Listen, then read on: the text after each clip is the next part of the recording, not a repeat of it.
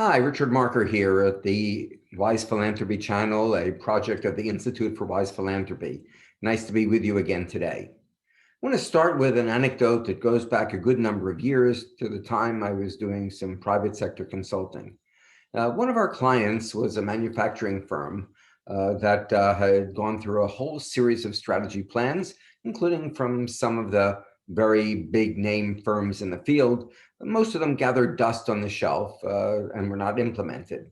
One of the dilemmas that we heard from the CEO was that he was quite convinced that he was empowering all of the workers on the factory floor and the sales units and marketing, every place to be fully empowered to be creative, innovative, and take responsibility for how to make things more efficient, more effective, and go right into the bottom line. When we spoke to people on the factory floor, the supervisors, the workers, when we spoke to the salespeople, when we spoke to the marketing people, when we spoke to the people in the finance area, we got a totally different message. They kept telling us that they were reluctant to take initiatives because they felt that they were constantly being shot down by the CEO. When we challenged the CEO on that perception, where there was such a diversity dichotomy between what he said and what they said, he said, well, most of the time I let them make decisions, but sometimes I feel it's my right to decide what I think is correct.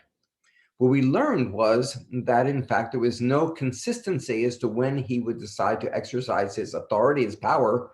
And so that, in effect, it gave the message that there was no real empowerment. There was no real enfranchisement. There really was no independent authority that any of these work groups had, even though many of them had wonderful ideas, and even if the majority of the time they were left alone.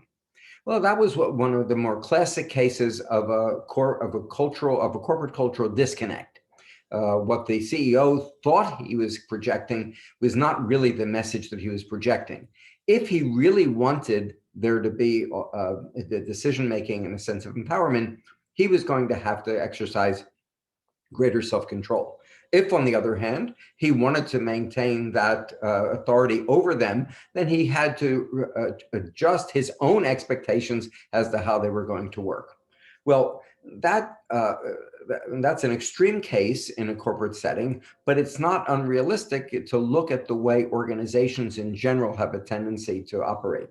There are often mixed messages that come from the leadership, often mixed messages that come from the mid-level supervisory staff, often competing messages even between different units of the same organization.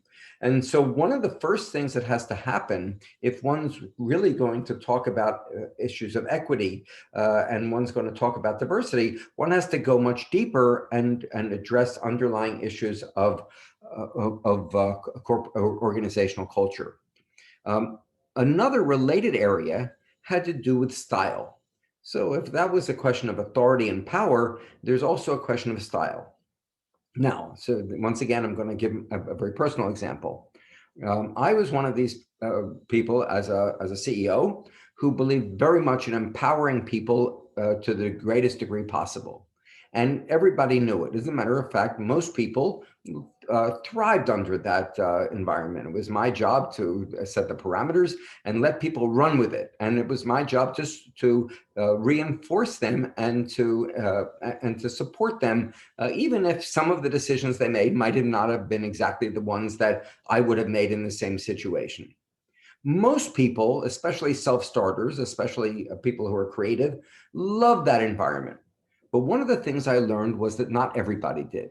There were a certain number of people that really needed a kind of hands-on supervision that was not my style, that I wasn't prepared to give. And they found it very difficult to exercise their own autonomy when they really wanted somebody to be helping them along the way.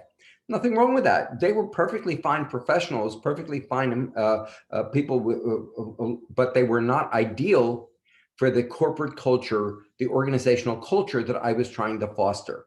Nothing wrong with them. They could succeed very well in some other places, but they were less successful in those organizations.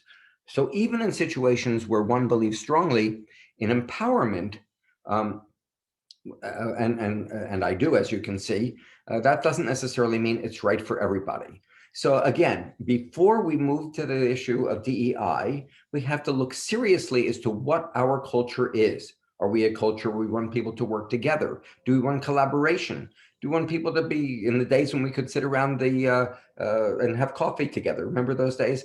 In the days when we could sit around and have coffee together or do a collaborative kind of planning, that's a particular organizational style. If somebody likes to work alone, they're not necessarily going to thrive in those environments. So it's very important, and I don't think I'm saying anything radical here, it's just not always implemented very well. So it's very important that organizations, leadership on down, have a clear understanding of what the cultural assumptions are within which define the workplace, define the relationships between those of authority and those who are working there, those who are providing governance and those who are employees. The definition of those cultural divides will most often be the make or break of a successful organization. As Jim Collins said, culture eats strategy for lunch every day. And so I urge all of us to spend a lot of time paying close attention to what culture we want to have in the organizations for which we're responsible, or the ones where we choose to work, because it's going to make all the difference of our sense of gratification and success. Thanks very much. Richard Marker at the Wise Philanthropy Channel.